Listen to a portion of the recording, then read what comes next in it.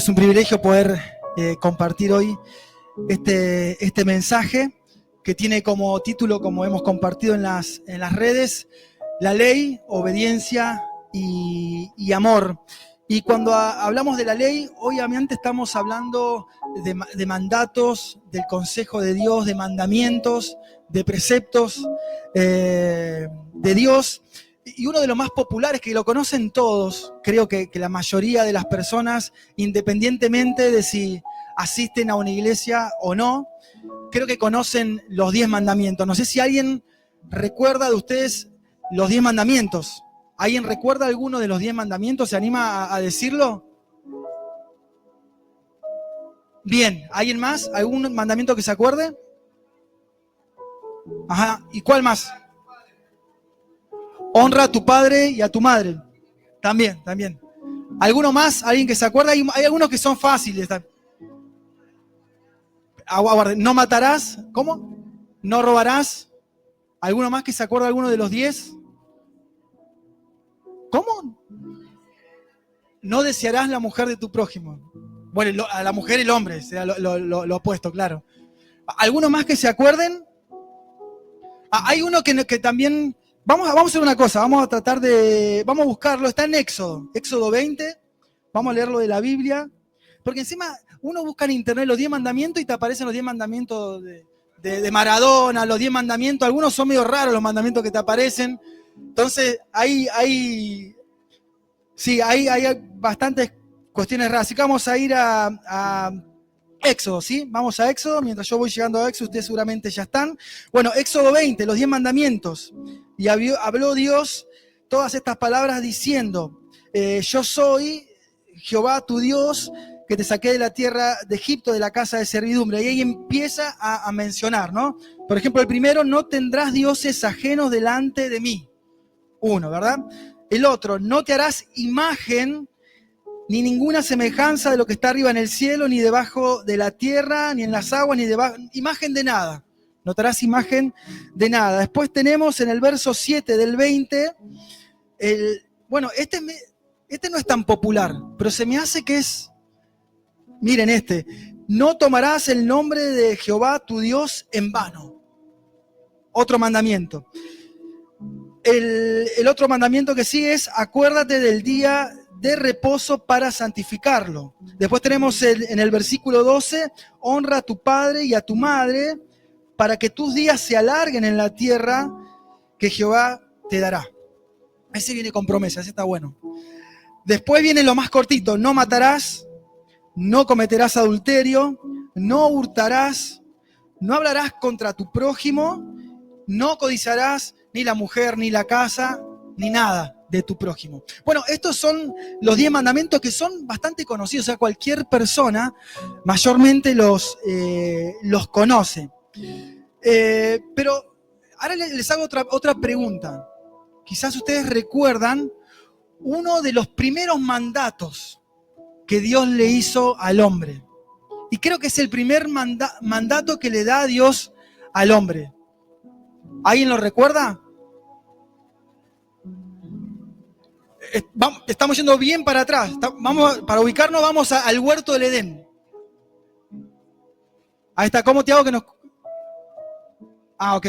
Sí, ahí vamos. Es eso. Vamos a Génesis para ver esta respuesta que nos dijo Tiago, no comerás el... ¿Cómo era? ¿El fruto? Ahora yo lo voy a leer. Porque ahí es donde Dios da ese primer mandato, ¿no? Al hombre, que había creado, recién estaba para estrenar, o sea, estaba estrenado el hombre, y en Génesis 2, en el versículo 15 dice lo siguiente, tomó pues Dios al hombre y lo puso en el huerto del Edén, para que lo labrara y lo guardase, y mandó, ahí va el primer mandato, y mandó Dios al hombre diciendo, de todo árbol del huerto podés comer, mas del árbol de la ciencia, del bien y del mal, no comerás, porque el día que de él comieres, ciertamente morirás. O sea, detrás de ese mandamiento que como Tiagui lo recordó y muchos lo recuerdan, del fruto, de hecho hay canciones que hablan del fruto y demás, es un poco más profundo. Ahí lo leemos en la Biblia y tiene un poco más de profundidad. O sea, él le dice, de todos podés comer, menos de ese árbol que era del bien y del mal. Porque de hecho le dijo, no lo comas, porque cuando lo comas ciertamente vas a morir. Le dio un mandato completo. Y ahora, una de las últimas preguntas, ¿qué pasó con ese mandato, no? Por un lado tenemos a Dios dando el mandato, hablando el hombre, por el otro lado el hombre recibiendo ese mandamiento. ¿Y qué pasó con ese mandamiento? ¿Se cumplió? ¿No se cumplió? Lo saben. No se cumplió. No se cumplió. ¿Cómo dice, hermana? Desobedeció al mandamiento. ¿Recuerdan cómo fue el suceso en el momento en que no cumple? Capaz que por algún momento lo cumplió, pero llegó un momento que ya no lo pudo cumplir. Vamos a leer esto que está en Génesis 3 para ubicarnos y comprender un poco más lo que sucedió. Génesis 3 desde el versículo 1. Esto también estamos hablando de cosas populares que conocen casi todas las personas, ¿no? El momento en que la serpiente aparece en escena, ¿no? Una representación del mal y de Satanás, no hay entre Dios y su creación, ya no el hombre solo, sino el hombre y la mujer, ¿verdad? Dice, pero la serpiente era astuta más que todos los animales del campo que Jehová Dios había hecho, la cual dijo a la mujer, ¿con qué Dios les dijo que no coman de todo árbol del huerto? Yo pregunto, si tienen ahí la Biblia y leen un poquito para atrás, ¿Dios dijo eso? Miren lo que le dice la serpiente, le dice, ¿con que Dios les ha dicho no coman de todo árbol del huerto? ¿Dios le dijo eso? Dijo todo lo contrario. ¿Qué dijo? Pueden comer de todos los árboles del huerto menos de uno. Bueno, ahí ustedes ya van a ir descubriendo junto conmigo la astucia. Ojo, porque esto sigue activo, este tipo de astucia, este tipo de maquinación. Ojo, esta palabra a mí me ayuda un montón y yo anhelo que a ustedes también los ayude. Yo cuando la leí, cuando la empecé a masticar un poco más, hace muchos años me viene ayudando, pero ahora quería compartirlo, no sabía cómo, me ayuda mucho Debo porque Debo me hace de oyente y trato de explicarle a ella lo que quiero compartir, eso me ayuda a ordenar las ideas, porque me cuesta un montón preparar esto, pero tengan en cuenta esta astucia. Le afirmó algo que Dios no había dicho. Ojo con eso. No le dijo en ningún momento. No, Dios no le dijo no comas, no, todo lo contrario. Podés comer de todo, menos. Bueno, entonces la mujer respondió a la serpiente, de los árboles del huerto podemos comer, ahí está, le está diciendo la verdad. Pero del fruto del árbol que está en medio del huerto, dijo Dios, no comeréis de él ni lo tocarás para que no mueran. Entonces la serpiente aparece en escena de nuevo y dice, no moriréis, sino que sabe Dios que el día que coman van a ser abiertos sus ojos y van a ser como Dios sabiendo el bien y el mal. Y ahí no dijo una mentira, dijo una verdad, dijo parte de lo que Dios le había dicho y después lo vuelve a decir. Entonces hay que tener cuidado con la astucia. ¿Por qué menciono este pasaje? Porque vamos a adentrarnos ahora en un ratito en otro texto que yo quiero mostrarles de alguna manera. Mi intención es mostrarle cómo el enemigo opera, ¿no? Y cómo nosotros vencemos ese tipo de operación, ese tipo de malicia. Porque mi intención de Dios para conmigo es que yo no viva engañado. Y mi intención con mi iglesia y con mis hermanos es tratar de transmitirle y que no queden enganchados en el engaño. Porque ahora vamos a ver un poco todo esto, ¿no? Entonces, en Génesis tenemos el mandamiento, como decía recién, de Dios lanzado, el primer mandato, el hombre recibiendo ese mandamiento, y en el medio de eso, de esa conexión, aparece la serpiente a llevarlo a ¿qué? Lo estaban diciendo recién, a desobedecer el mandamiento.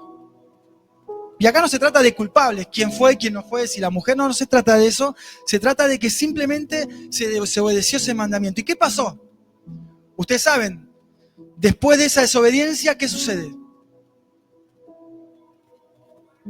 Sí. Y ahora vamos a ver lo que pasó, porque es todavía más profundo que abierto los ojos. Vamos ahora a leer, por ejemplo, Romanos, vamos a leer Romanos. Vamos al libro de Romanos, que es un libro extraordinario, está muy bueno, para que lo puedan leer. Es muy profundo por momentos, es muy duro por otros momentos también, pero es necesario. Romanos, están en el libro de Romanos, los que tienen la Biblia ahí a mano. Vamos a Romanos 5. A través de esa desobediencia, de ese no cumplimiento, de esa primer ley que Dios le da al hombre, pasa lo siguiente. Así que, como por la transgresión de uno vino la condenación a todos los hombres, de la misma manera, por la justicia de uno, vino a todos los hombres la justificación de vida.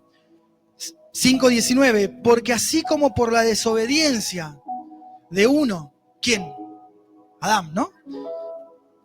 Así como por la desobediencia de un hombre los muchos fueron constituidos pecadores, así también por la obediencia de un hombre los muchos serán constituidos justos. Es decir, que por la desobediencia ingresa el pecado al mundo. O sea, ahí hay algo muy profundo que yo quiero tratar de expresarlo. La desobediencia es muy pariente del pecado. O sea, trabajan juntos, tienen acuerdos, tienen convenios. Están trabajando juntos. Entonces, la desobediencia siempre va a ser una gran puerta para que el pecado ingrese y opere en mi vida y en tu vida. Tengan en cuenta eso, porque justamente las leyes que Dios nos da, como esa primer ley, ¿para qué son? Para obedecerlas. ¿Ok? Por algo las da, son para obedecerlas. Hay un propósito, hay un fin. Entendamos o no entendamos, pero cuando aprendemos la importancia de la obediencia y la consecuencia fuerte y profunda de la desobediencia, yo creo que ahí vamos a reflexionar, vamos a parar la pelota un poco más y voy a decir, quizás debo obedecer, porque por la desobediencia de uno, todos fuimos constituidos pecadores. Y ya saben cuál es la paga del pecado. La paga del pecado es muerte. No es que te vaya mal en la vida, es muerte eterna. Separación completa de Dios. Entonces, ojo, porque la desobediencia tiene un acuerdo fuerte con el pecado. Y nosotros somos rebeldes. De hecho, desde ese inicio el pecado entró a todos los hombres. Por eso luchamos como luchamos con un montón de cosas, ¿o no? ¿O no luchan con un montón de cosas? En su mente, en su corazón, acciones, intenciones, decisiones, pensamientos, desobediencia. Porque el pecado ingresó. El pecado está operando. Está golpeándole la puerta a todos nosotros todos los días. Todos los días está golpeándonos la puerta. Entonces, ahora en Romanos 5 también, Dios me ayuda a poder expresar lo mejor posible todo esto. En Romanos 5, después del 19 está el verso 20, donde dice, porque la ley se introdujo para que el pecado abundase. En otras versiones dice que la ley se introdujo para que el pecado empiece a aparecer, empiece como a salir a la luz. La ley se introdujo con ese propósito. Dice, la ley se introdujo para que el pecado abundase. Dice acá, ¿no? En la Reina Valera. Más cuando el pecado abundó, ¿qué pasó? Sobreabundó la gracia de Dios. Ahora, esto es sumamente importante, porque entonces podríamos decir que ya no estamos bajo la ley, sino estamos bajo la gracia. De hecho, Pablo lo dice después. Pablo lo dice, ya no estamos bajo la ley. Por ejemplo, lo pueden ver en Romanos 6, 14, porque el pecado ya no nos domina, dice otras versiones, ya no se enseñoreará de nosotros, porque no estamos bajo la ley, sino que estamos bajo la gracia. ¿Ok? Ahora, evidentemente no voy a leer todo lo que dice el 6, pero el pecado está buscando esclavos. Y va a estar buscando esclavos siempre. No importa si venís a la iglesia, va a estar buscando esclavos siempre. Te va a estar siguiendo muy de cerca. El pecado te va a estar siguiendo muy de cerca porque necesita de alguna manera agarrarte. volverte a esclavizar. Necesita volver a reinar en tu vida. ¿Para qué? Para producir muerte. Para producir muerte, para llevarte a la ruina. Entonces,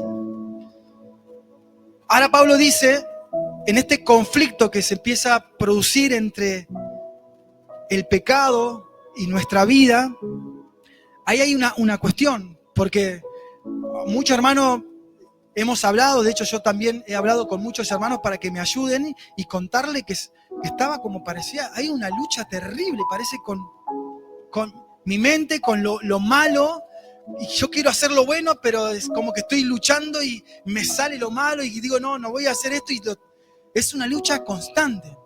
Y está bien, y va a ser así.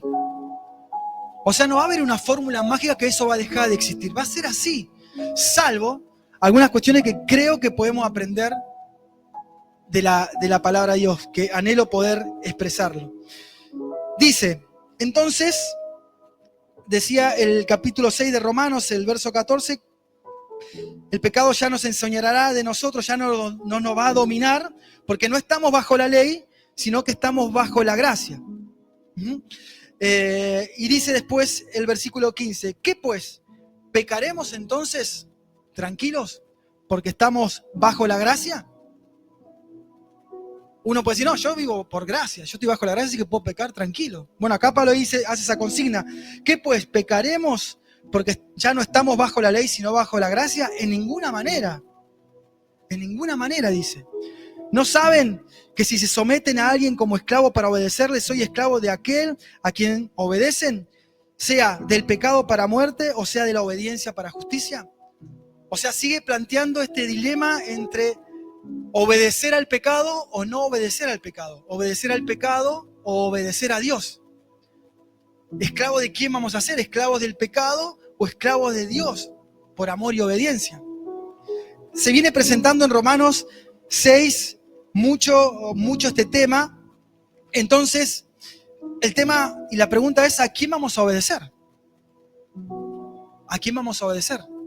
Eso va a ser algo clave en nuestra vida.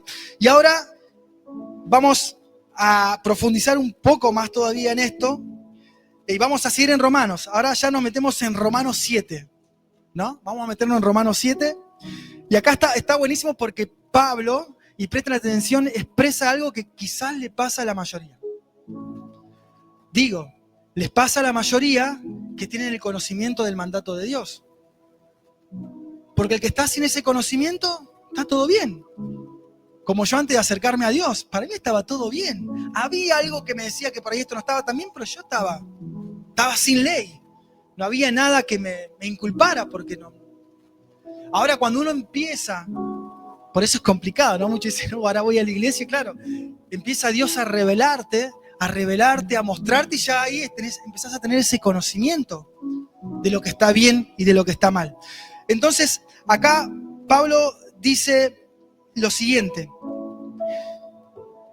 Dice, yo no conocí, en el capítulo 7, en el verso 7, dice una pregunta también, ¿qué diremos? ¿Que la ley es pecado entonces? Como la ley es lo que saca el pecado a la luz, entonces dice, bueno, la ley es pecado, la ley es mala. ¿O no? Porque está sacando lo más feo de mí. Uno, por lo menos yo, mucho tiempo pensé eso, inclusive viniendo a la iglesia. La ley es mala porque saca lo malo de mí. Entonces dice Pablo en el verso 7 del capítulo 7, ¿qué diremos pues? ¿Que la ley es pecado? En ninguna manera. En ninguna manera. Porque yo no conocí el pecado si no fuera por la ley. Porque tampoco conociera la codicia si la ley no dijera no codiciarás. ¿Me explico? Entonces, más el pecado, y acá empiezas a darle énfasis al pecado, más el pecado tomó ocasión por el mandamiento, o sea, se aprovechó del mandamiento. ¿Se acuerdan como en Génesis? ¿Qué hizo Satanás? Se aprovechó de lo que Dios le había mandado, se metió en el asunto y empezó a atacar. Entonces acá dice lo mismo. Más el pecado, tomando la ocasión por el mandamiento, produjo en mí toda codicia. Porque si no había ley, el pecado no tenía vida. Estaba fulminado. Ahora cuando apareció la ley, el pecado empieza a actuar. Como con el mandato en Génesis, ¿se acuerdan? Bueno, empieza a actuar. Entonces, porque el pecado sin ley está muerto. Bueno, y ahí empieza a hablar de este conflicto del pecado y la carne. Y empieza a decir tantas cosas que yo tengo otra Biblia ahí porque es la versión que está en el proyector, la NBI. Pero es fuertísimo cómo el pecado empieza a operar. Toma la oportunidad de la ley para empezar a operar en nuestro corazón, para matarnos a nosotros. Y Pablo tiene este conflicto. Dice, entonces, ¿qué vamos a decir? ¿Luego lo que es bueno vino a ser muerte para mí? En ninguna manera. Hablando de la ley de nuevo. La ley es buena. ¿Cómo que va a ser mala para mí? Dice, la ley que era buena vino a ser mala para mí en ninguna manera, sino que el pecado, esto es en el verso 13, sino que el pecado, para mostrarse pecado, produjo en mí la muerte por medio de lo que es bueno, a fin de que por el mandamiento el pecado llegase a ser sobremaneramente pecaminoso. Si leen otra versión, seguramente la que tienen ahí, la NBI, en el versículo 13 del capítulo 7, es fuertísimo lo que dice. Que el pecado, para mostrarse, aprovecha lo que es bueno para mostrarse pecado y hacernos daño. Porque sabemos, dice después en el 14, que la ley es espiritual, mas yo soy carnal, vendido al pecado. Y ahí empieza con esta contradicción que a veces muchos se sienten identificados. Y dice lo siguiente, yo sé que en mí, esto es en mi carne, no mora el bien. Dice Pablo, ¿no? Yo sé que en mi carne no mora el bien, porque está retomando esto que pasó en el Génesis, que el pecado entró por la desobediencia a todos, por cuantos todos pecaron. Entonces dice lo siguiente, yo sé que en mí, esto es en el versículo 18, yo sé que en mí, esto es en mi carne, no mora el bien, porque el querer hacer el bien está en mí, pero no el hacerlo. Porque no hago el bien que quiero, sino el mal que no quiero, eso hago. O sea, estaba luchando con, no sé si les pasa a veces a ustedes, que saben que tienen que hacer esto porque Dios quiere, porque es eso lo que hay que hacer. Y a veces luchan y termina ganando la carne, el pecado, y termina saliendo lo malo. Ustedes saben que está mal, pero lo siguen haciendo. Y uno a veces se hace una pregunta, pero ¿por qué no cambio más? ¿Cómo puede ser? Si yo sé que tengo que hacer esto, ¿por qué no lo hago? Dios está con su gracia y nos levanta y nos vuelve a levantar las veces que sea necesaria, pero luchamos, perdemos contra el pecado porque hay algo que nos falta comprender. Primero, la malicia del pecado. Otro, que la desobediencia coopera totalmente con el pecado. Totalmente. Entonces, de una forma u otra, siempre terminamos con esto, ¿no? Diciendo, quiero hacer el bien, pero termino haciendo el mal que no quiero. Y termina diciendo algo. Y si hago lo que no quiero, ya no lo hago yo, dice, lo hace el pecado que mora en mí. Así que, el 21, queriendo yo hacer el bien, hallo esta ley. Una nueva ley encuentra Pablo, que el mal está en mí. Esa afirmación es muy fuerte. ¿Quién se anima a decir que el mal está en sí, en uno? El mal está en mí. Es una afirmación muy fuerte la que hace Pablo. El mal está en mí. Pero ¿cómo? Si yo acepté a Cristo en mi corazón y todo eso, sería contradictorio decir que el mal está en mí. Entonces Jesús diría, pero Pablo dice, el mal está en mí. Tengamos en cuenta que en este texto Pablo está presentando todo un conflicto de la carne y el pecado contra la intención de un corazón que quiere hacer la voluntad de Dios. O sea, está presentando esta lucha porque muchos hermanos en todo el mundo seguramente lo han tenido. Y muchos de nosotros quizás lo tenemos también. Esa lucha interna del bien y del mal, de querer hacer lo que Dios quiere hacer y vos decís, voy a hacer esto, hoy no voy a contestar, hoy no voy a hablar mal, hoy no. Y te sale contestar en la primera. Hoy no voy a enojarme, hoy no voy a criticar y te sale. Pero vos te sentaste y vos oraste y lo pensaste y pasó un tiempo y te sale igual. Vos decís, ¿cómo puedo ser tan hipócrita? Y empieza uno a veces a flagelarse, porque el pecado busca eso, que te arruines, que vos llegues un día a la iglesia y digas, a la puerta, ¿viste? No sé si alguna vez le pasó a alguien. Llegás a la puerta y digas, no, ¿cómo puedo venir a la iglesia? Soy un cara dura. Y te vas. Es una mentira del diablo. Como en el Edén, haciendo toda una artimaña para sacarte de los propósitos de Dios. Pero si no vemos, esto es importante, si no vemos el pecado en nuestra vida que está golpeando la puerta, vamos a ser engañados fácilmente. Vamos a ser engañados fácilmente. Wilkerson, un pastor que al pastor le gusta, que murió en un accidente de tránsito, David Wilkerson decía yo pude escuchar algunos mensajes porque él es estadounidense y yo no entiendo inglés, pero había algunos fragmentos cortos que estaban en español de prédicas de él. Y había una prédica que a mí me marcó, que él le preguntaba a la congregación qué relación tenían con el pecado. Él le parecía importante que una persona pueda preguntarse y decir, ¿qué relación tenés con el pecado vos? ¿Qué tipo de relación tenés con el pecado? ¿Tenés relación con el pecado o no? Porque es muy difícil tener relación con el pecado y tener relación con el Señor. Entonces es importante también ser sinceros y llegar a esta conclusión. También el mal está ahí al acecho en mí para hacer lo que en realidad yo no quiero y él quiere que haga y matarme. Pero Pablo termina todo este momento en el capítulo 7 y dice, pero veo otra ley en mis miembros que va en contra de la ley de mi mente y que me lleva cautivo a la ley del pecado que está en mis miembros. Miserable de mí, dice, ¿quién me librará de este cuerpo de muerte? Y acá tiene signo de exclamación y un montón de signos porque eso es un grito desesperado. Miserable de mí, ¿quién me va a librar? ¿Quién me librará de este cuerpo de muerte, este cuerpo de pecado donde mora el mal? ¿Quién me librará? Bueno, él mismo dice en el 25. Si ponen el 25 ahí en pantalla, ¿qué dice? Gracias doy a Dios por Jesucristo, Señor nuestro. Entonces, en Jesús es donde está la salida. En Jesús es donde ganamos la batalla. Pero en Jesús de verdad. No me refiero a venir a la iglesia. No me refiero a cantar canciones. Me refiero a estar en Jesús. Estar ubicado en el lugar correcto. En Jesús. No actividades religiosas. Porque de hecho, este Jesús, bueno, ustedes saben cómo es Jesús. Más o menos, ¿no? Y saben que Jesús habló de la ley. Sí, habló de la ley. Vamos a ver lo que dice Jesús de la ley. Porque Jesús habló en Mateo 5. Y acá, bueno, acá la parte más, es la parte más compleja.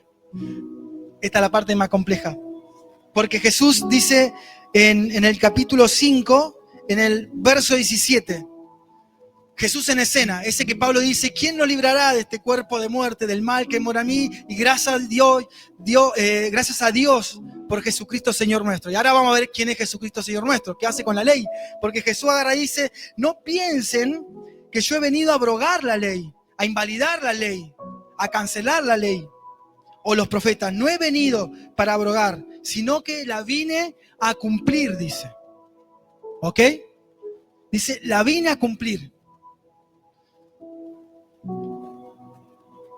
Y ahora agárrense porque Jesús empieza, a mí me pareció siempre que Jesús le muestra al pueblo y nos muestra a nosotros el verdadero corazón de la ley, ¿no?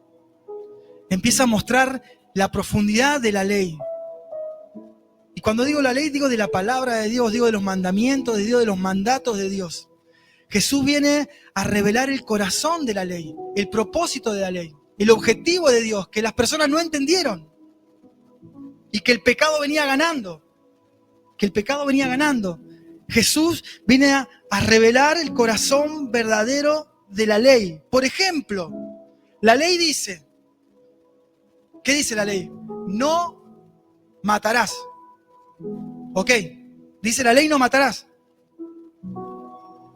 Bueno, entonces hasta que yo no me acerque a Seba con un puñal y lo mate, ¿qué hice?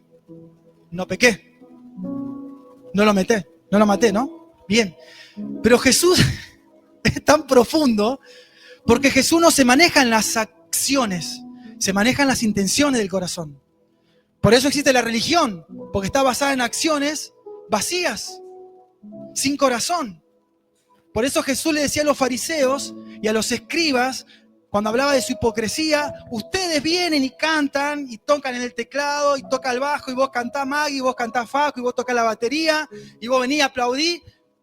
Todas cosas que te enseñaron. Doctrinas y enseñanzas de hombre. Su corazón está lejos de mí. Su corazón está lejos de mí. Entonces ahí mata las acciones en sí misma, porque él busca la intención. Entonces Jesús dice, fue dicho que no matarás. Entonces nosotros mientras no matemos a nadie, somos buenos. Por eso nadie cree en Dios. Yo no hice nada malo, no maté a nadie, epa. Esa porque te está basando en la ley, sin el corazón de la ley. Te estás olvidando del corazón de la ley. Y Jesús dice, fue dicho, no matarás. Y cualquiera que matara a su hermano, esto es en el capítulo 5 de Mateo, en el verso 21, cualquiera que matara a su hermano será culpable de juicio. Pero yo digo que cualquiera que se enoje contra su hermano, y esa ley, ¿quién la va a cumplir? ¿Quién no se enoja con su hermano? ¿Quién no chismosea de su hermano? ¿Quién no dice cosas en contra de su hermano? ¿Quién no dice cosas de una persona cuando no está esa persona, que si estuviera esa persona no la diría? Y ahí te vas a dar cuenta tu corazón. Hacé la prueba. ¿Yo diría esto si estuviera la persona que ahora no está? ¿Podría decirlo delante de su cara? No lo podría decir, no lo voy a decir entonces. No lo voy a decir. Jesús dice, cualquiera que se enoje contra su hermano será culpable de juicio. Cualquiera que diga necio a su hermano será culpable de juicio. Está en pecado. Y es Jesús el que te porta la gracia y el que te dio la gracia, que te está diciendo eso. Entonces, ¿cómo hacemos? La complicó más Jesús. ¿O no? ¿Era más fácil ser un religioso? ¿O no? Es más fácil venir a la iglesia, no matar a nadie, no decir nada, no codiciar, no adulterar y listo. Pero Jesús quiere que sus hijos tengan un corazón transformado, no acciones legalistas, tradiciones superficiales. Quiere hijos que vayan a lo profundo del mensaje, al profundo de la vida cristiana. Después dice, esto es muy fuertísimo, dice, no cometerán adulterio, el mandamiento, ¿o no? Y Jesús dice, cualquiera que codicia a una mujer, que la mire ya la desee, bueno, cualquiera que ya mire pornografía y esté deseando, ya adulteró en su corazón. Entonces, está re complicado. Más pecadores vamos a ser. 2.0, pecadores pro somos con Jesús en escena. Es complicadísimo. Y así es un montón de cosas. Por ejemplo, bueno, ahí pueden leer todo esto, ¿no? Porque después habla del adulterio, habla del divorcio, habla de la limosna. Bueno, habla de esto tan popular, el amor hacia los enemigos. Ojo por ojo, diente por diente. Y Jesús dice, no, esto no debe ser así. Entonces Jesús le viene a dar profundidad a la ley. Le viene a dar profundidad. Ahora, ¿cómo hacemos para cumplir la ley de Jesús? ¿Cómo hacemos para cumplir el mandamiento? Que encima lo profundizó más, lo hizo más difícil. ¿Cómo hacemos? Estamos todos en pecado. ¿O no hay alguien de acá que esté enojado con otra persona que está acá? ¿O que le molesta algunas cosas que haga acá? ¿O que haya hablado? Puede ser que sí.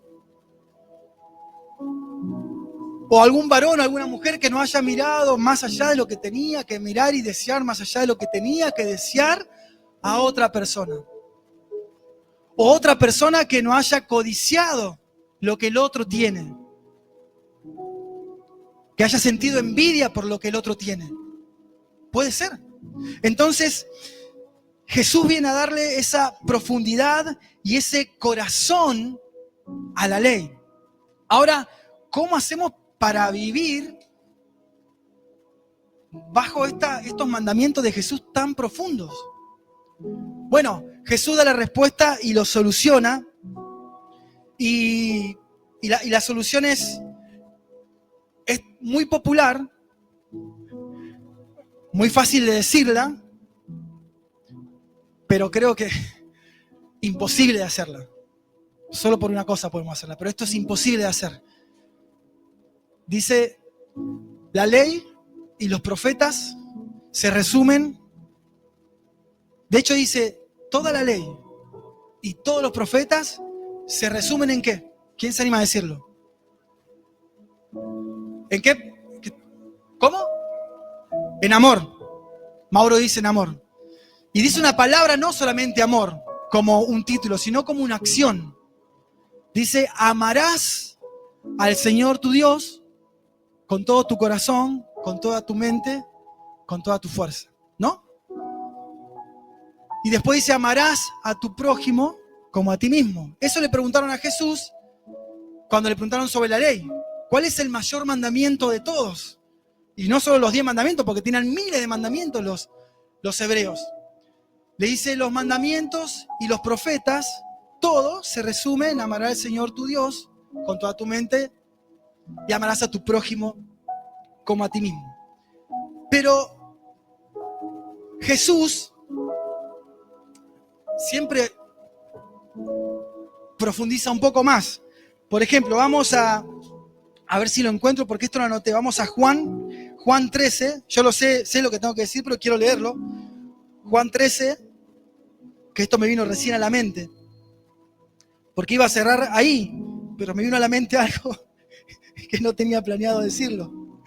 Jesús, cuando le preguntaron sobre los mandamientos, dijo, se resume todo en amarás al Señor tu Dios, como dijimos recién, y amarás a tu prójimo como a ti mismo. Así se resume todos los mandamientos, hacia Dios y hacia el prójimo. Pero en Juan 13 dice un nuevo mandamiento Jesús. Y otra vez profundizando un poco más. El que dijimos recién, ¿cuál era? Amarás al Señor tu Dios con toda tu mente, con toda tu fuerza, y amarás a tu prójimo como a ti mismo. Donde yo trabajo, hacen muchos libros de autoayuda y usan mucho eso de amarte a ti mismo y usan esto de amar al prójimo como a ti mismo y hacen un juego ahí.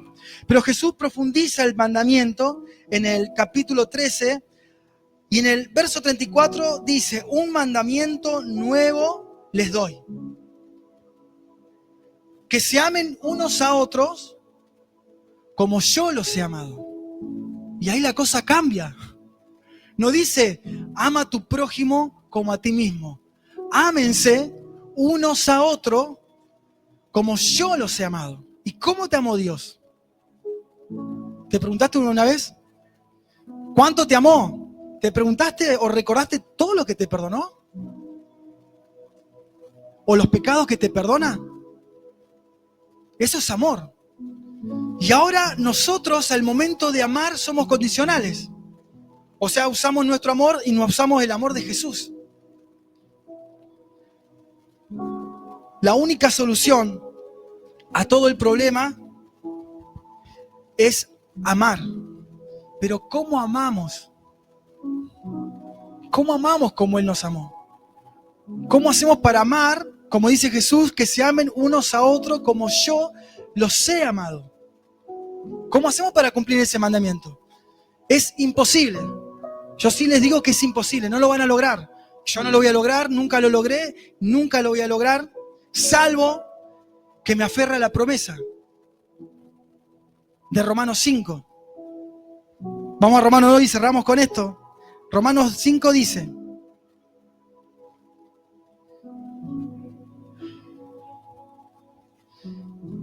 ahí le digo qué versículo es Romanos 5, que es un texto bastante revelador. No hay forma de que podamos amar como Jesús nos amó si esto no sucede en nuestra vida. Romanos 5 dice,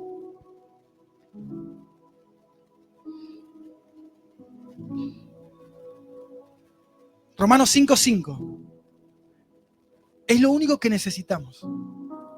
Saber, creer y vivir una vida en la que esta palabra pueda ser viva en nuestros corazones. Que Dios dice lo siguiente: porque el amor de Dios ha sido derramado en nuestros corazones por medio del Espíritu Santo. El amor de Dios fue derramado por medio de su Espíritu. Por eso Pablo está siempre en esta tensión entre la carne y el Espíritu. Por eso Pablo está en esa tensión siempre, donde nos anima, como dice acá en el texto, dice, ¿se acuerdan que el conflicto que tenía Pablo con el pecado y la carne y miserable de mí, todo eso lo cierra con gracias a Dios por Jesucristo, Señor nuestro? El capítulo 8 dice, ahora pues no hay ninguna condenación para los que están en Cristo Jesús, los que andan conforme al Espíritu y no andan conforme a la carne. No hay ninguna condenación para los que andan conforme al Espíritu y no conforme a la carne. ¿Qué Espíritu? El Espíritu que derramó el amor de Dios en nuestros corazones, para poder cumplir el mandamiento de amarse unos a otros como Él nos amó, para poder amar a Dios sobre todas las cosas. Entonces, porque la ley del Espíritu de vida en Cristo Jesús me ha librado de la ley del pecado y de la muerte. Por eso Pablo después está con esta tensión de vivir en el Espíritu. Pero si les tengo que decir algo práctico, si alguien dice, bueno, pero está bien, es todo lindo lo que está diciendo, pero prácticamente, ¿qué hago? ¿Cómo hago que el Espíritu derrame el corazón, su amor en mi corazón? ¿Y cómo hago? Bueno, si vamos desde el principio, Dios habló. Dios habló, ¿ok? Y Adán escuchó el mandamiento, pero no lo obedeció. Dios mandó a Moisés nuevos mandamientos, se escribió, y el pueblo los quiso obedecer. ¿Cómo vamos a saber lo que Dios quiere si no nos interesa lo que Él dice? ¿Qué vas a obedecer? ¿Qué voy a obedecer si no me interesa la palabra? Si no me interesa nada de Dios. ¿Cómo voy a saber lo que está bien y lo que está mal si no busco lo que está bien y lo que está mal en Dios? Lo primero que tenemos que hacer es volver a la palabra, arrepentirnos y volver a la palabra, volver a buscar a Dios. Si no, ¿cómo vamos a saber? Vamos a vivir una filosofía cristiana nada más, no una vida cristiana contundente. Porque ahí están los mandamientos, porque ahí están los mandatos de Dios, ahí está la sugerencia, el consejo de Dios para nuestras vidas. ¿O será porque no queremos obedecerlo? Después va a quedar en nosotros si vamos a querer obedecer lo que Dios quiere para nosotros o no. Pero solo en Jesús, en sus mandatos, en su conocimiento, en su amor, en su misericordia, en su gracia, vamos a poder vivir en el Espíritu. Vivir en el Espíritu es buscar de Dios. Pablo dice más adelante en Romanos 8, pensar en las cosas del Espíritu y no en las cosas de la carne. Ocuparse en las cosas del Espíritu y no en las cosas de la carne. Pero si nosotros no pensamos en las cosas del Espíritu, no nos interesan las cosas de Dios, estamos entretenidos y retenidos por las redes sociales, por la tele, por el trabajo, por las relaciones, y no buscamos a Dios, nunca vamos a pensar las cosas del Espíritu. Y mucho menos ocuparnos de las cosas del Espíritu. Que ya vengas hoy es un montón, porque te estás ocupando de las cosas del Espíritu. Que Dios pueda llenar tu corazón hoy y empieces ese camino en pensar, en buscar, en ocuparte en las cosas del Espíritu. Porque si no te ocupas de eso, se va a ocupar el pecado de arrastrarte y te va a matar y te va a engañar y te va a destruir. ¿Amén? ¿Nos ocupamos de lo que tenemos que ocuparnos? Amén, que así sea.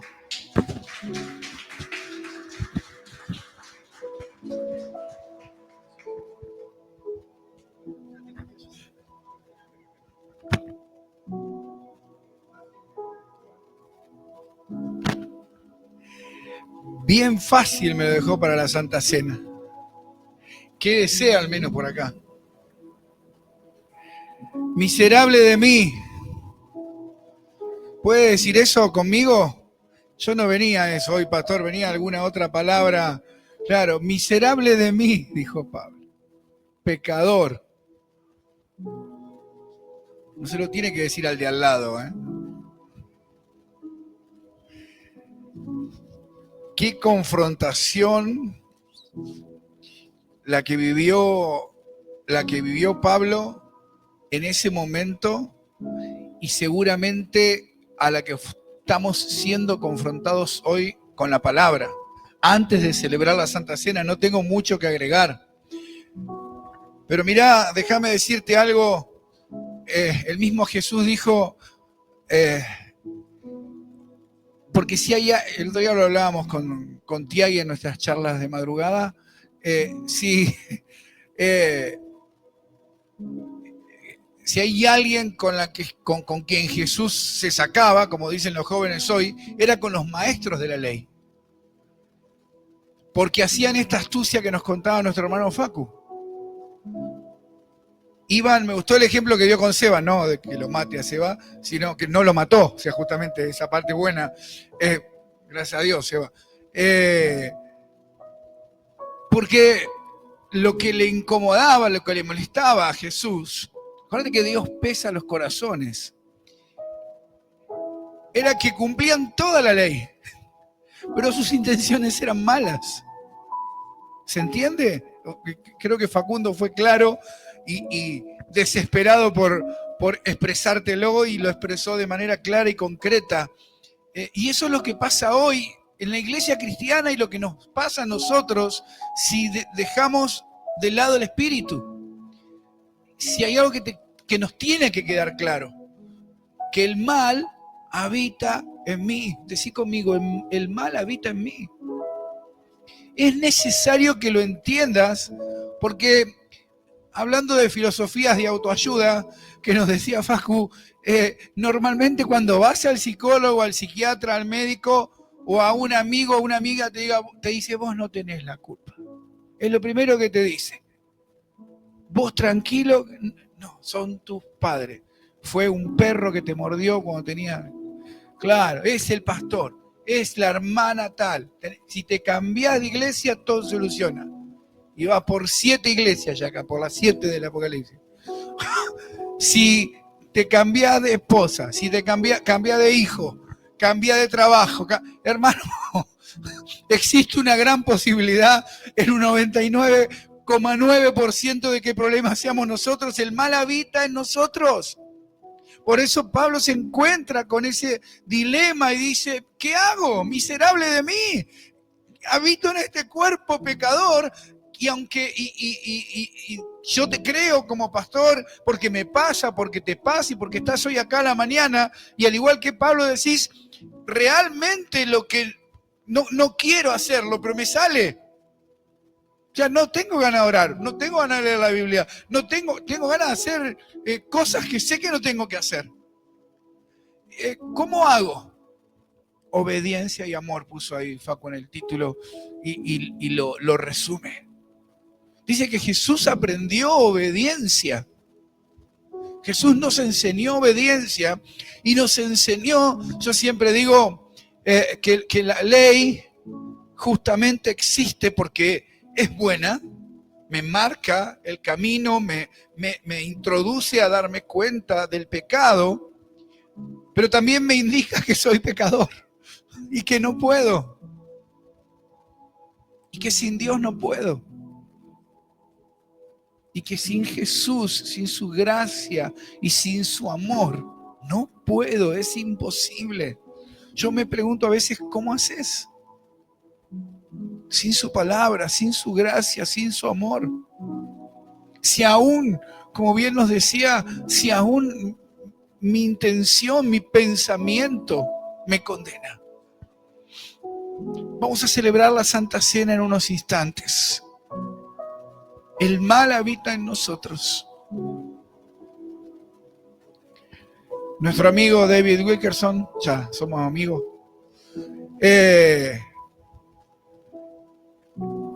él decía, tal vez la palabra, la parte que no entendió Facu, final, él decía, y yo lo publiqué, usted se debe acordar de esa parte, la angustia, ¿no? ¿Se acuerda? El dolor, cuando no te duele, ahí es donde está complicado. Cuando ya empezás a venir a la iglesia, a leer la palabra y no te duele. Sí te duele de la hermana Cleta. Ah, pastor, la hermana Cleta no sabe lo que me duele lo que está haciendo. A vos no te duele lo tuyo, te duele lo de la hermana. A mí me duele, pastor, que usted no está orando por mí, me duele que usted no habla conmigo. No te duele lo tuyo. Y Wilkerson decía, cuando no te duele el pecado, cuando como Pablo no estás diciendo miserable de mí, porque la lucha, como bien nos decía ahí en Romanos, y lo expresa también a los Gálatas, la lucha entre la carne y el espíritu es constante, y justamente para que no hagas lo que quieras, sino lo que el espíritu quiere. Necesitamos el Espíritu Santo, necesitamos su palabra, necesitamos que nos duela, necesitamos dejar de vivir una religión. Por eso creo que fue clarísimo el mensaje y que lo tenés que reescuchar en la semana y masticar y tomar. Solo quiero tomar en este final, mientras nos preparamos para la cena del Señor. Quiero tomar para prepararnos lo que nos dijo nuestro hermano Facundo en Romanos capítulo 5. Cuando Pablo se toma en este dilema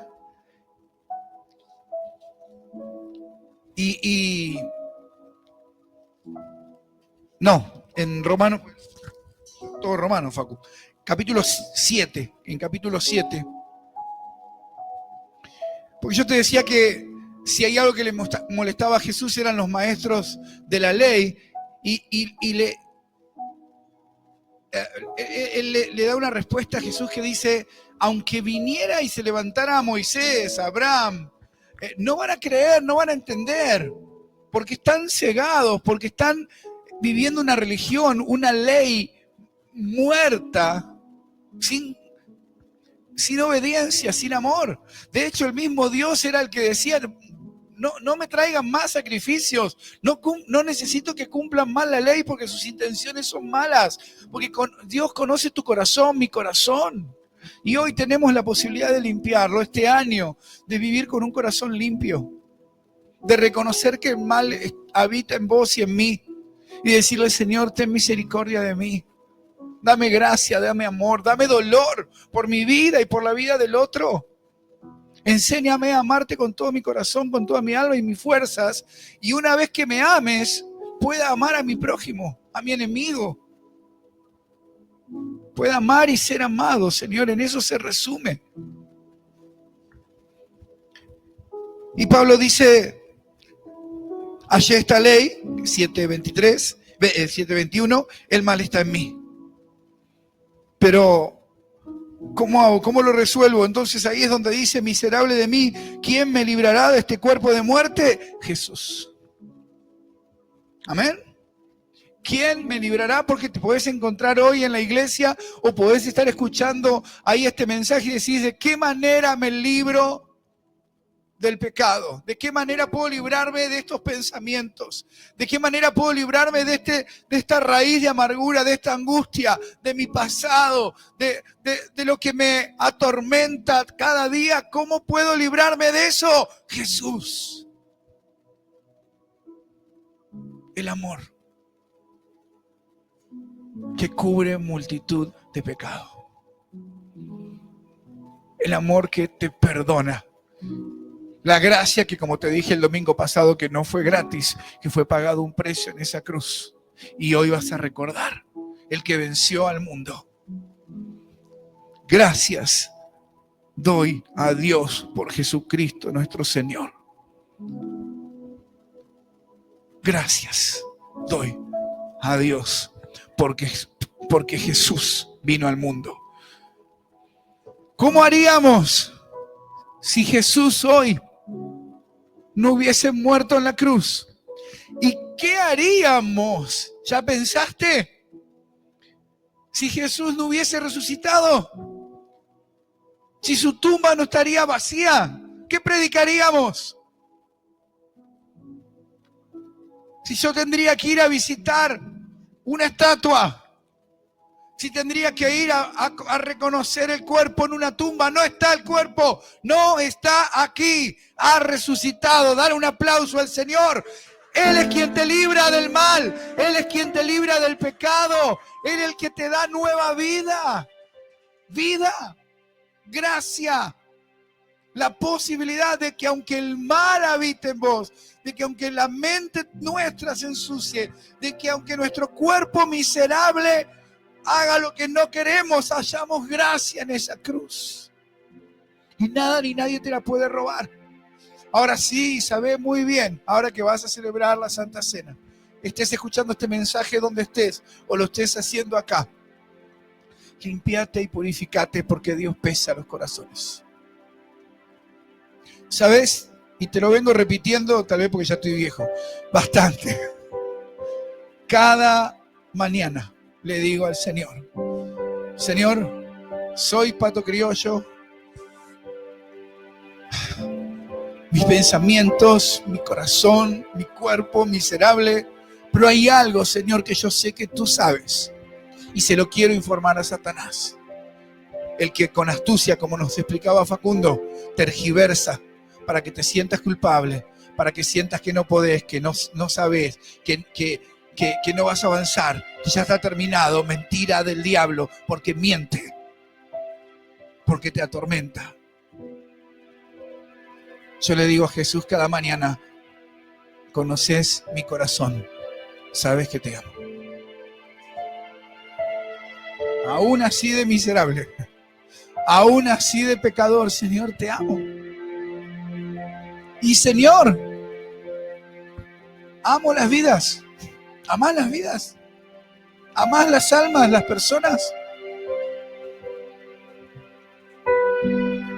Yo quiero ver la red de niños llena de niños. Quiero ver a la red de jóvenes llena de jóvenes, a las mujeres amándose y llena de mujeres. Yo quiero ver a aquellos hijos que están por allí, que vuelvan a su casa. Yo quiero ver a los que están perdidos, a mis familiares, a mis amigos, a mis vecinos, postrados delante de la presencia de Dios. Te tiene que doler tu pecado y el pecado del otro. ¿Cómo? Amando y obedeciendo. ¿En qué se resume esta Santa Cena? En amor. De tal manera amó Dios que entregó a su Hijo, que fue obediente hasta la cruz, para que hoy podamos tener gracia. Ponete de pie, mi hermano, en esta mañana hermosa que el Señor nos da. La palabra ha sido tan clara, tan fuerte, tan fácil de entender, tan profunda.